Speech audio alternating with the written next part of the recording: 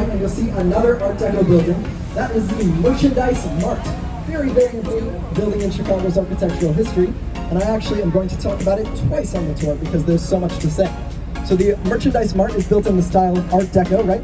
With the Indiana limestone and the deeply inset windows like racing stripes, leading your eyes up to the top floor, built in the late 1920s. It was the former home of the former distribution center, for the Marshall Fields Mail Order Catalog Company. Chicago used to be known as the mail order catalog capital of the world, where you would get a catalog in the mail and then you'd send a letter back saying, hey, I want this item and I want this item. It was like an early version of Amazon. That's living. So that's how the Bank of America building accomplished this with these beautiful pillars here. All right, get ready everybody, because as we come under this bridge, we're Chicago architectural history. This timeline begins with the Art Deco, and it has the beautiful Indiana limestone, deeply inset windows, leading your eyes up to the top, representing the optimism of the 1920s. You know what else was going on in the 1920s? The stock market was going up.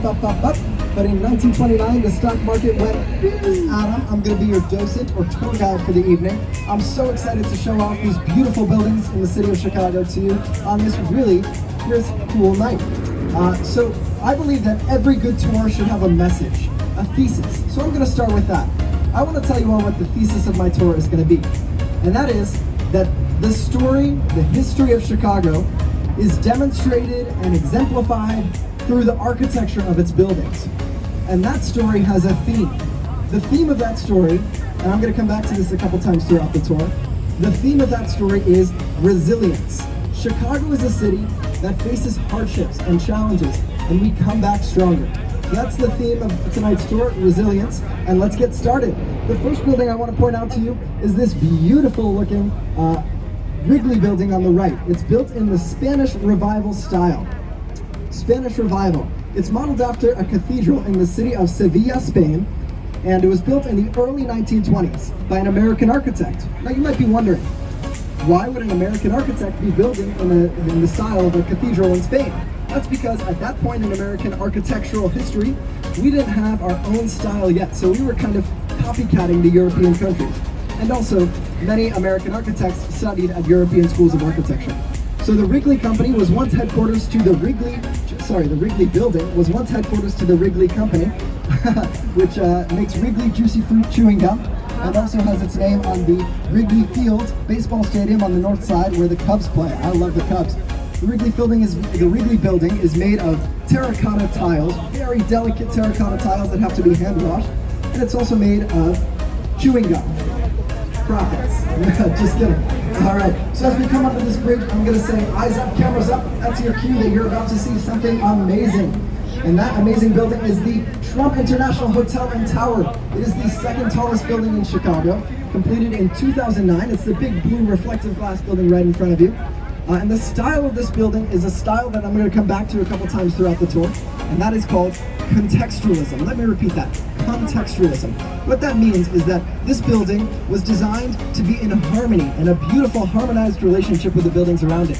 You'll take a look and see that the Trump Tower has 3 patios. That first patio on the right is actually at the same height as the Wrigley Building, the roof of the Wrigley Building behind it. The second patio up there on the left is the same height as that rocket ship looking tower on the other side of the river. And the third patio is the same height as the AMA Plaza around the corner. The Trump Tower was designed by a Chicago native, great architect named Adrian Smith.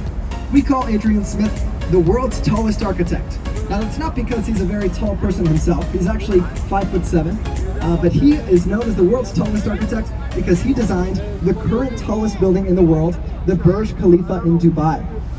The Penthouse on Trump Tower, that top floor apartment recently sold in 2018 for $17 million. It has 6 bedrooms, 5 bathrooms, 14,000 square feet, and some of the best views in the city. So if anybody's interested in a nice piece of Chicago real estate, a little starter home, that's the Trump Tower and its Penthouse. As we come under the bridge, get ready, this is an eyes up, cameras up moment. We're going to see some of the most recognizable buildings in Chicago, one of my personal favorites, and that is coming up on your right, the Marina City Tower. The Marina City Towers, we call them the corn cob buildings, affectionately, because you guys can see they kind of look like corn on a cob. The Corncob Towers, or Marina City, were designed in the 1960s by an architect named Bertrand Goldberg. Bertrand Goldberg was kind of like the social scientist architect of his generation. He noticed a trend that almost nobody was living in this downtown business district of Chicago in the 1960s. And so he thought, how can I bring people to live down here? Well, he designed the Marina City Towers to have every amenity you could imagine. It has beautiful apartments with balconies and great views of the Chicago riverfront. It has a marina on the lower level, that's where it gets its name, for the wealthier residents to dock their yachts. It also has a great steakhouse, a couple other restaurants, a grocery store, movie theater, bowling alley, a skating rink, and much more. So that's Marina City, a really cool part of Chicago and one of the most recognizable buildings in the city.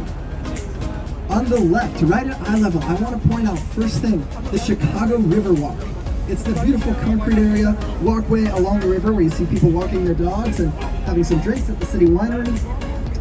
The Chicago River Walk was completed in 2009, and it really demonstrates that story of resilience, that theme that I wanted to convey to you at the beginning of the tour.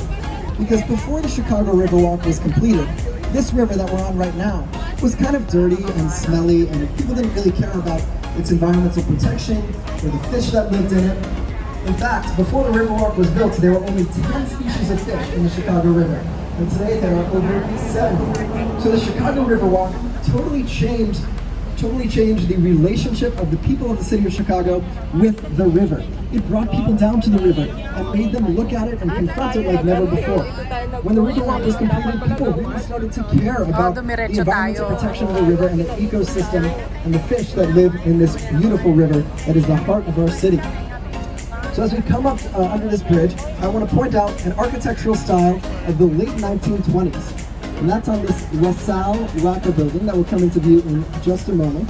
Get your cameras ready. So everybody look to your left and you'll see the LaSalle Lacquer building. It's the beautiful white limestone, Indiana limestone building built in the Art Deco style of the late 1920s. The key architectural themes of the Art Deco style are the following. First, that Indiana limestone, the deeply inset windows that look like racing stripes, leading your eyes up to the top floor of that building, reflecting the optimism, the positive outlook of the late 1920s. We'll come back to that. The Art Deco style is one of the most prominent architectural styles throughout the tour, and really beautiful in my opinion.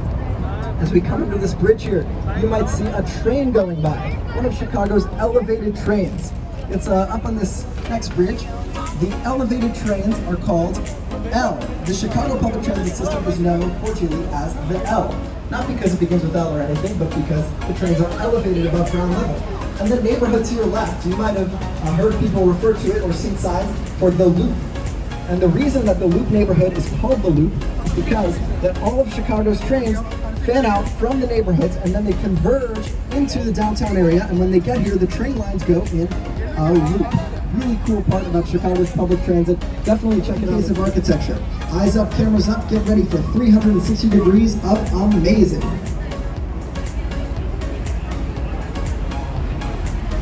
Alright, so here we are at Wolf Point.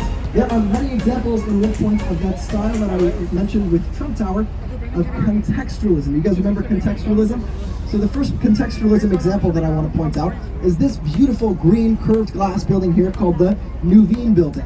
You can see how the curve of the Nuveen Building matches the curve of the Chicago River below. Great example of contextualism.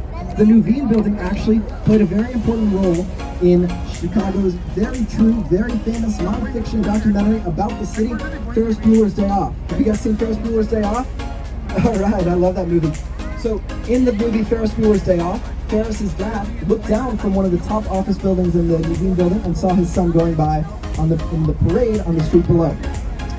This building right here, to your left a little bit, is called River Point, and we affectionately call it the Hot Pocket Building. You guys see how it kind of looks like a Hot Pocket?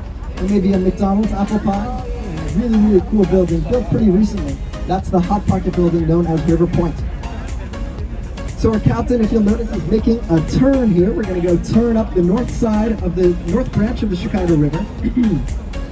The first building on the north branch that I want to point out to you is this building, straight ahead to your left, a red brick building. It's called Fulton House. It has some small windows on it. Now, the building didn't used to have any windows at all. In fact, it used to be a cold storage facility for Chicago's meatpacking industry. If you've read The Jungle by Upton Sinclair, really great Chicago literature about the meatpacking industry, that was central to our economy. So this Fulton House meatpacking, meat cold storage facility was used for decades to keep meat cold. But in the 1970s, the meatpacking industry was kind of fizzling out and leaving Chicago, and they decided, let's convert it into apartments. But before they could do that, they had to actually let the building thaw out. It was pretty cold in there. It took 3 months to thaw out. The Fulton House took 3 months to thaw out. Really cool.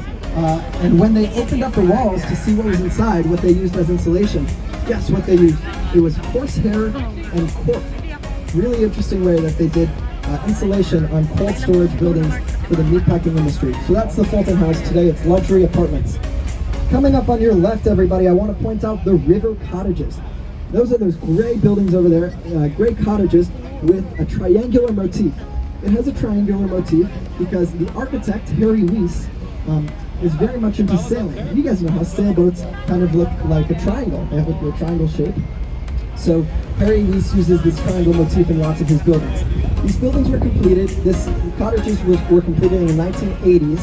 And when the cottages were built, everybody said to Harry Weiss, Harry, you're crazy. Why would you want to build cottages on the North Branch of the Chicago River? And it's an important note.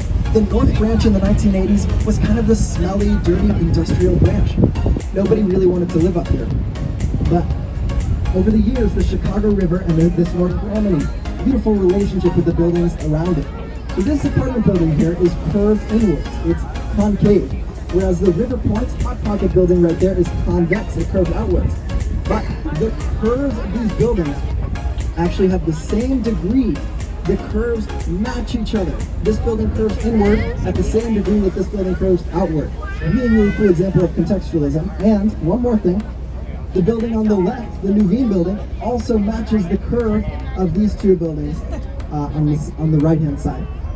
So great examples of contextualism in this Wolf Point. Now on the right here, I want to point out this Y-shaped building called 150 North Riverside.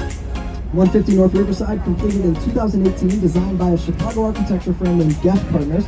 You'll notice that the building has a little skinny base to hold up this big skyscraper. And you might be wondering, hey, Chicago's like the windy city, right? It gets pretty windy at the top of these skyscrapers. So this building, 150 North Riverside, uses a really cool architectural technique to stabilize the top floor of the building and prevent it from swaying too much in the wind and making people at the top nauseous. The technique is called inertial slosh dampers. Inertial slosh dampers. Now what does that mean? It means that on the top floor of the building, there are 160,000 gallons of water in tanks that slosh around. When the building sways in one direction, the water sloshes in the other direction and acts like a big shock absorber to help absorb the sway of the building and make sure that the people on those top floors don't get too nauseous. This is 150 North Riverside, really cool. Why? You'll see that there's a boat going by. It's the Shoreline Sightseeing Starring of Chicago boat, and it actually is carrying the most beautiful people in Chicago. Everybody wave to ourselves. Hey, us.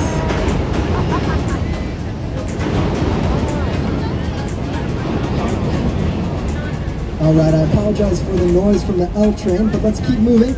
So on the left here, I want to point out to you the Bank of America Tower. It says at the top, Bank of America. It was completed in 2021. People always ask me, hey Adam, how much does it cost to build one of these buildings? And how long does it take? Well, this Bank of America Tower took 3 years to build. It forms an even bigger cube, or a black box. They're called Gateway Plaza because they have plazas around them. Beautiful plazas. That was something that was a key to the past decades. The economy is doing better. People are getting more creative with their architectural styles, and that's reflected in the building. As we come under this next bridge, get ready, look to your left for a great eyes up, cameras up photo opportunity. So, this building is kind of on a circle river island, and that little red Lego brick is kind of like a "You Are Here" marker. You are here. If you ever get lost in downtown Chicago and you need to know where you are, you can just come to this building and say, oh, there we go. No, just kidding. Sears Roebuck and Marshall Field's catalog. And this is where all those letters were processed. Now, it's not a post office anymore. Today, it's office buildings for a lot of tech companies, including Uber Freight, Walgreens, PepsiCo, Cisco Technologies, and the Ferrara Candy Company, which recently recognized their mistake and absolved Mrs. O'Leary and her cows of any wrongdoing just a couple years too late, about 100 years after the fire. Holy cow, that was a lot of cow jokes. Do you guys think they were too cheesy? Alright. So, the Great Chicago Fire was a really, really important event in our history. It demonstrated that Chicago was resilient,